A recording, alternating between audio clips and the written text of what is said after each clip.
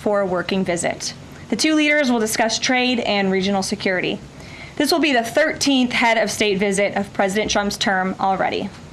At the border, President Trump continues to deliver on his promise to make America safe again.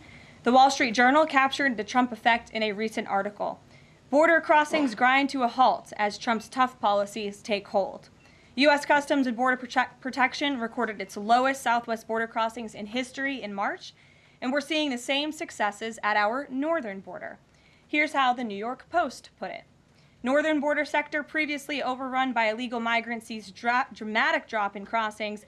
We haven't seen anyone since November, end quote. According to U.S. Customs and Border Protection, just 54 illegal aliens were apprehended in the Swanton sector of our northern border, which stretches more than 300 miles in March. This is a drastic 95% drop from the more than 1,000 border crossings that were caught in March 2024. This is a main hotspot area that recorded more than 80% of all apprehensions along the northern border during the 2024 fiscal year. And new reporting from the Washington Times fully highlights the difference in Joe Biden's disgraceful approach to the border compared to President Trump's. Under Trump, border catch and release has dropped 99.99% from worst Biden month. You can't get much better than that. This statistic in particular is astounding. Border Patrol agents caught and immediately released 189,604 illegal aliens into the United States in December 2023 at the height of the Biden border crisis. But under President Trump, Border Patrol agents caught and released only 20 illegal aliens into the U.S. in the month of February. Thanks to President Trump, operational control of the border is becoming a reality, and the administration's historic enforcement measures are yielding huge results. Illegal aliens are finally getting the blunt message. If you cross the border illegally, you will be swiftly deported and never return to the United States of America. Efforts to arrest the criminal illegal alien invaders are continuing to ramp up. ICE Chicago arrested a Mexican national convicted of predatory sexual assault of a child in Cook County, Illinois. This week, ICE Denver arrested a Mexican national convicted of sexual assault of a child in Houston County, Texas. ICE Miami arrested a Nicaraguan convicted of aggravated battery in Hillsborough County, Florida. ICE Houston arrested a Salvadorian national convicted of attempted sexual assault of a child and escape in Dallas County, Texas. And ICE Chicago arrested a Mexican national convicted of aggravated sexual abuse of a minor in Illinois.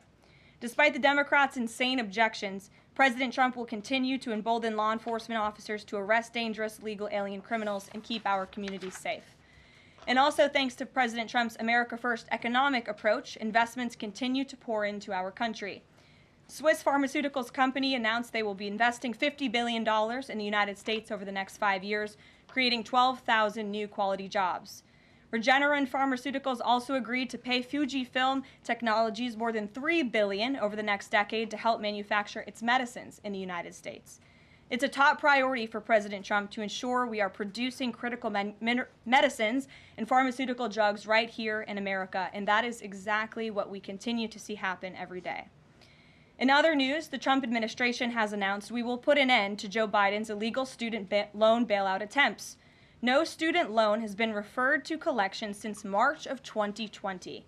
That comes to an end. On May 5th, the Department of Education will resume involuntary collections for borrowers with defaulted federal student loans. The student loan portfolio controlled by the federal government is nearly $1.6 trillion, but fewer than 4 out of 10 borrowers are in repayment. This is unsustainable, unfair, and a huge liability for American taxpayers. Debt cannot be wiped away. It just ends up getting transferred to others. So why should Americans who didn't go to college or went to college and responsibly paid back their loans pay for the student loans of other Americans? The Trump administration will never force taxpayers to pay student loan debts that don't belong to them. Student loan borrowers need clarity, and we're finally giving it to them. Borrowers will now be clearly expected to repay their loans, and those who default on their loan obligations will face involuntary collections. The government can and will collect defaulted federal student loan debt by withholding money from borrowers, tax refunds, federal pensions, and even their wages. America is $36 trillion in debt. We must get our fiscal house in order and restore common sense to our country. If you take out a loan, you have to pay it back. It's very simple. President Trump will not kick the can down the road anymore. Before we open it up to questions today, I want to commend our pool photographer who is in the room with us today. ABC News photojournalist Melissa Young is retiring after 44 incredible years on the job, covering here at the White House.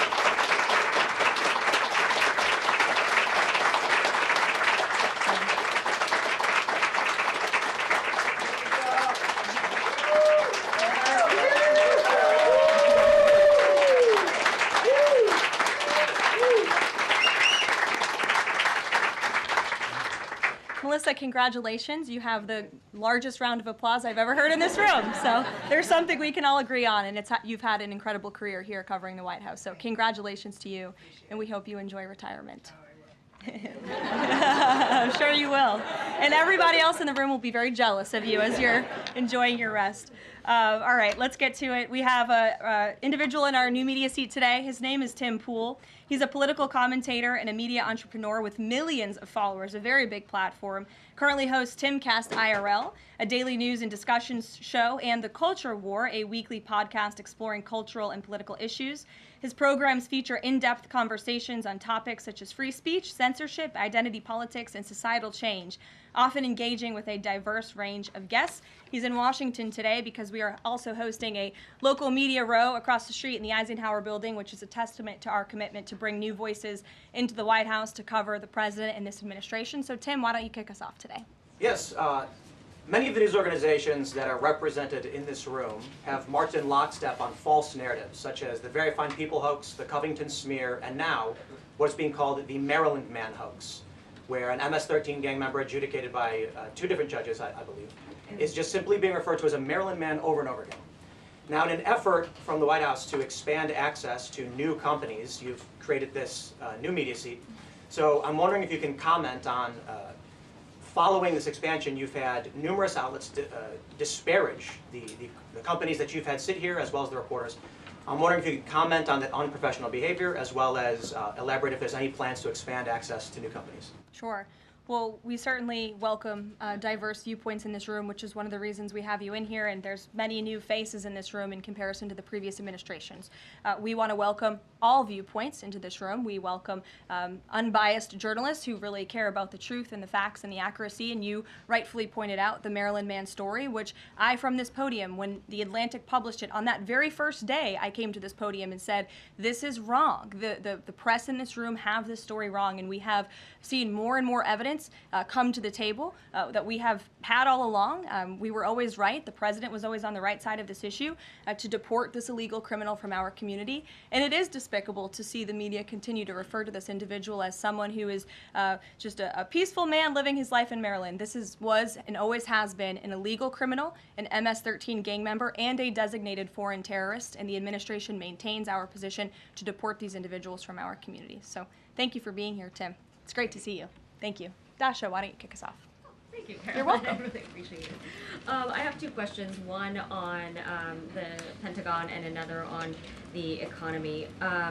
You said on Fox News that the entire Pentagon is working against Secretary Hegseth, but the people who were fired were Hegseth's own guys. So how do you square that, and what do you say to concerns that that's bad management? They were Pentagon employees who leaked against their boss to news agencies in this room. And it's been clear since day one from this administration that we are not going to tolerate individuals who leak to the mainstream media, particularly when it comes to sensitive information. And the Secretary of Defense is doing a tremendous job, and he is bringing monumental change to the Pentagon. And there's a lot of people in this city who reject monumental change, and I think, frankly, that's why we've seen a smear campaign against the Secretary of Defense since the moment that President Trump announced his nomination before the United States Senate.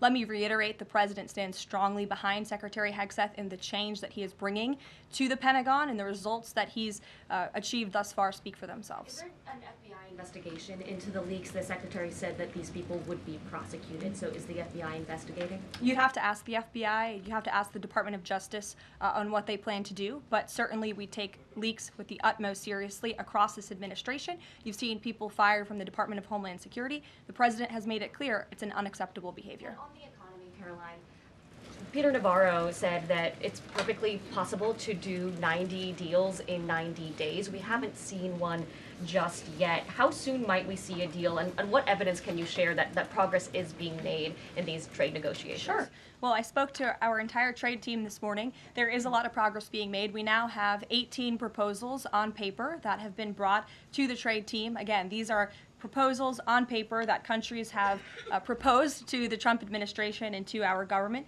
You have Secretary Bessent, Secretary Lutnick, Ambassador Greer, NEC Director Hassett, and Peter Navarro, the entire trade team, meeting with 34 countries this week alone. We are moving at Trump speed to ensure these deals are made on behalf of the American worker and the American people. And just yesterday, it seemed to get a little bit lost in the news, and I think it's a disservice to the American public that it did. The Vice President announced terms of reference for a trade deal with India. That is a big deal.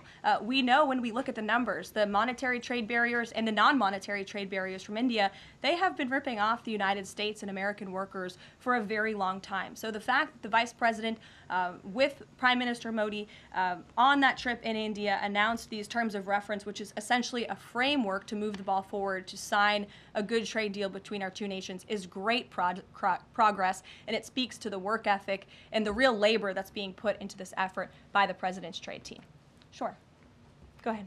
Does the proposals that you talk about, is that enough to extend the pauses on these reciprocal tariffs, or does the President need to see, these deals inked and signed to offer any sort of additional extension beyond the 90 days? Well, look, ask me in July when the deadline hits. I know I'll be answering those questions from all of you in this room. There's a lot of time left, and the President's trade team is working, again, at Trump speed as quickly as they can to ensure that these deals can be made. Are any of those conversations yet with China happening?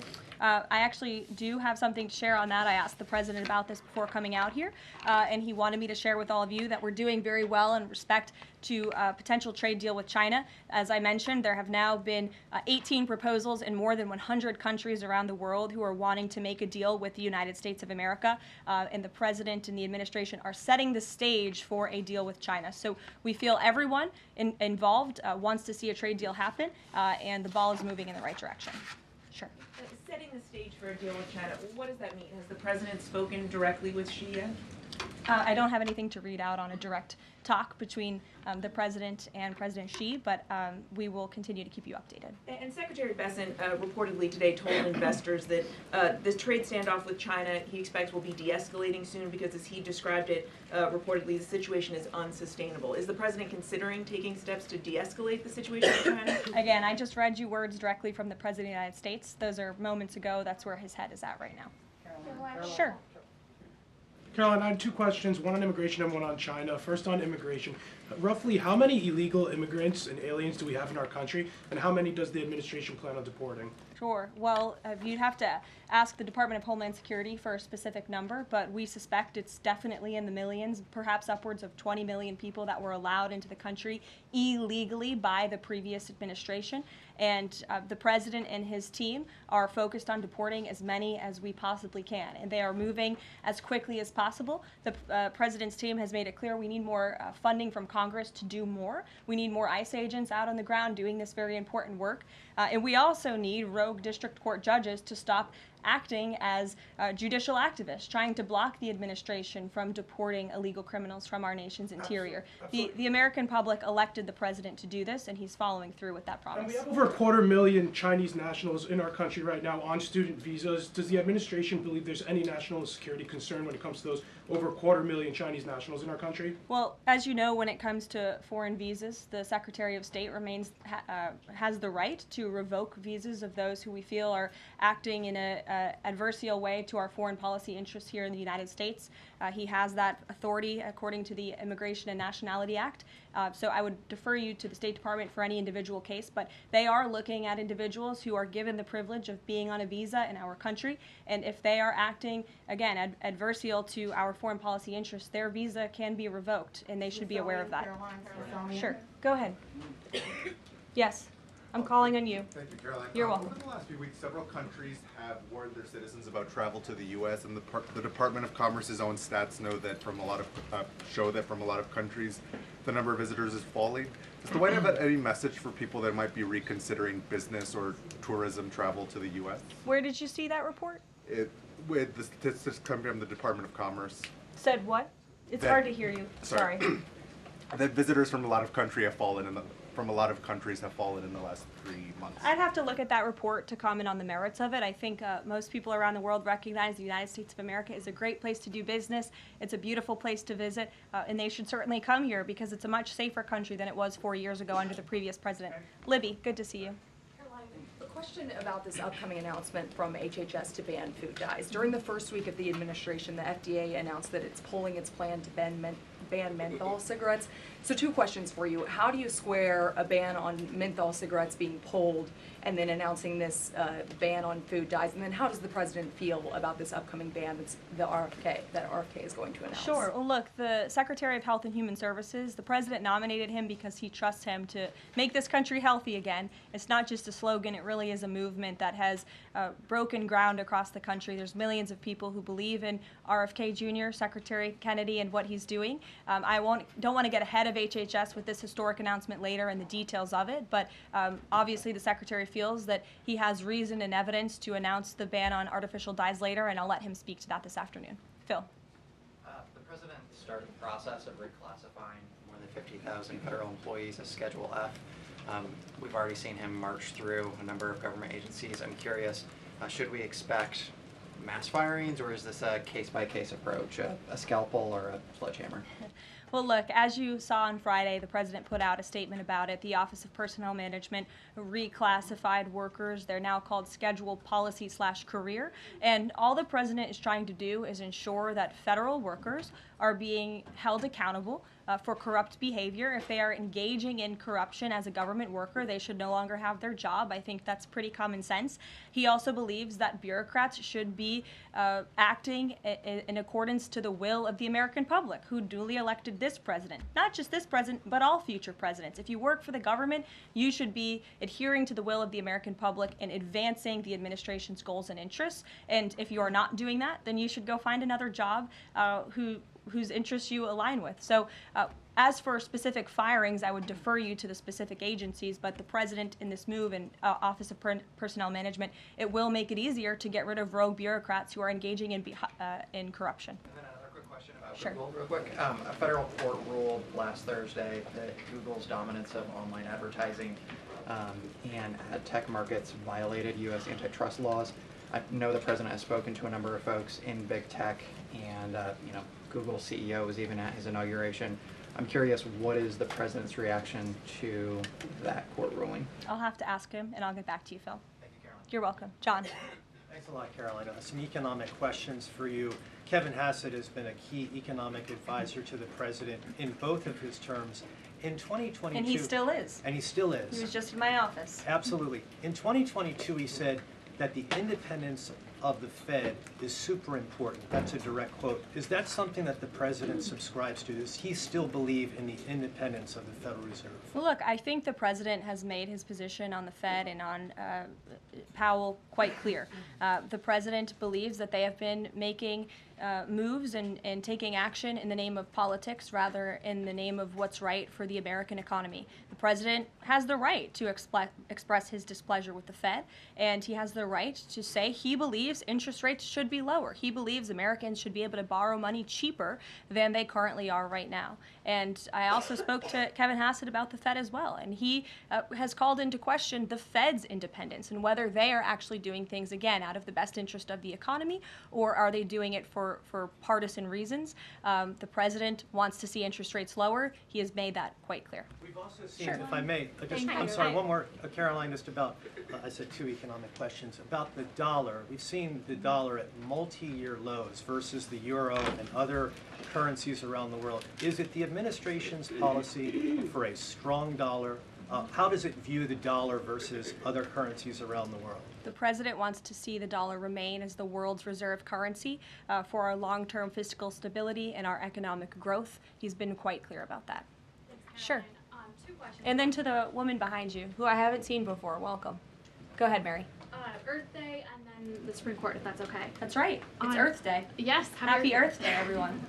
I saw the president truthing about the garbage pileup from China in the Pacific, and then I believe Lee Zeldin is headed to San Diego to investigate the pile of sewage from Mexico.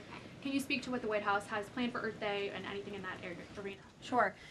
I do have points from the EPA. Administrator Zeldin's doing a fantastic job, and they are always sharing their accomplishments with the White House, which we very much appreciate. He will be traveling, I believe he's in California today, for sewage situation. Here you go. Administrator Zeldin met with his Mexican counterpart to discuss steps Mexico needs to take to ensure the water entering the United States is clean and safe. And he's holding a press conference in San Diego today with elected officials and local stakeholders on the Tijuana River sewage crisis. I would also add from the president himself, he has always maintained he wants America to have the cleanest air and the cleanest water. And we want to do what's right for our environment and for our earth. And a lot of that is making sure that we have clean and sustainable energy, and we know that we produce natural gas cleaner and more efficiently than any country in this world, and the president wants to see that continue. Thank you. And then on the Supreme Court, I know the court is hearing a case dealing with parents who don't want their kids having to read gender ideology books in schools. Can you comment on that case and what the Trump administration hopes to see come from that? Sure. We hope the Supreme Court will do the right thing, and the president has been very clear. He stands on the side of parental rights, and he believes strongly that parents should have a greater say in their children's education and the content, if you will, that children are being exposed to in our public school system. Sure. Go ahead. Caroline, thank you. Hi. I'm Karoline Leavitt with World News Group. The administration ended some temporary protections for Afghans, including several hundred Christians who have been punished by the Taliban. Is the president considering any exceptions for Afghans who could face death or torture if they return to their home country? So let's just be clear about one thing. We didn't end that proactively. It expired, and it's because the previous administration illegally paroled millions of people, or hundreds of thousands of people, I'm sorry, into the country, and then gave them temporary protective status, which again is a temporary status. It's not a permanent status in this country. And if there are individuals here who came in through the Biden administration who want to claim asylum, there is a legal process to do that, and those cases will be adjudicated by a judge on a case-by-case basis. We have a legal immigration process in this country for a reason, and all this administration is trying to do is effectuate that. Reagan. Thank you, Caroline. I have 2 questions for you Sure. on immigration. March deportation numbers were down slightly from the same time period last year. SCOTUS recently ordered a pause on deporting Trinidad Tobago members with the Alien Enemies Act. I'm curious what other tools the administration is looking at to boost those deportation numbers. Sure. Well, we are obviously complying with the court's order. However, it was a temporary pause. The Supreme Court basically said, sit tight, and they will follow up with an order, and we're confident that the Supreme Court will rule on the side of law and recognize the president absolutely has the executive authority to deport foreign terrorists from our nation's interior under the Alien Enemies Act. We feel very strongly about that, and we're confident the courts will side with the president and his executive authority. As for deportations, we continue to deport illegal criminals under Title VIII, which is an immigration authority given to our Border Patrol agents and the Department of Homeland Security to deport illegal criminals from this country. And the administration continues to do that at record speed as quickly as they can with the resources that they have. The DOJ recently dropped charges against the MS-13 leader caught in Woodbridge, Virginia, with the idea that this will expedite the deportation process. Does the administration plan to drop charges against other criminal illegals to speed along the deportation process? You'd have to ask the Department of Justice. Obviously, that's within their purview, and I can't speak for them. However, it is our goal to deport as many illegal criminals and aliens from our country as we possibly can, as quickly as we can. Jackie. Thank you, Caroline. We've heard so much about this Saudi trip planning, and the president's mentioned it himself before, but I don't think we've ever heard on the record what he hopes to achieve in Saudi Arabia and what the purpose of the trip is. Sure. Well, the president looks forward to this. It was supposed to be his first foreign visit, but of course now he is going to Rome this weekend to honor the Pope and attend the funeral. The president looks to strengthen the ties between the United States and these countries in which he will be visiting. He'll be having many bilateral meetings and talks, and we look forward to the trip and hope to see many of you there. And the meetings in London this week, do they have any nexus with the plans in Saudi Arabia?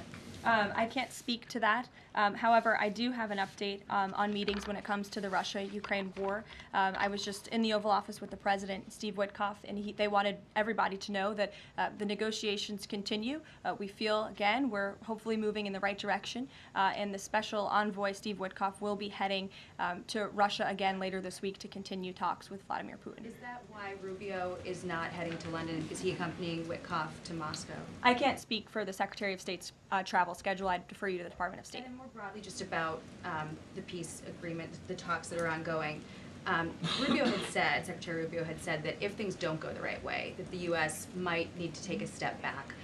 What does stepping back look like? Is that a step back from brokering peace, or would that imply a broader withdrawal from U.S. support for Ukraine and the war? Look, I think it would be unwise for me to broadcast that from this podium. Ultimately, that's a decision for the president to make, but he's made it very clear he wants to see peace, he wants to see this war end, and he wants to stop the killing on both sides of this war, and he's been very clear about that for quite some time, and he has grown frustrated with both sides of this war, and he's made that very known. Karoline, Brian. Thank you, Caroline. Last week, the president talked about nonprofit groups, specifically taking on crew, and he hinted that there could be further actions taken against nonprofits. Does the White House have any plans for any sort of actions against NGOs, nonprofits, or other similar groups? Is any of that coming up? Is that being worked on at this time? I'll have to check in with our policy team and get back to you. Sure. Thank you, Caroline. Travis Gilmore with the Epoch Times. Are some colleges using taxpayer funds to further political agendas? And what is the administration's response to Harvard's lawsuit?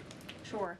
Well, the president has made it quite clear that it's Harvard who has put themselves in the position to lose their own funding by not obeying federal law.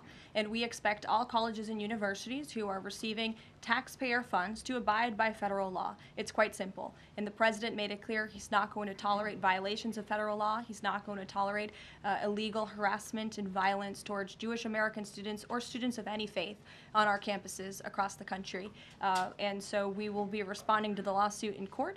And again, it's quite simple. If you want federal dollars, obey federal law.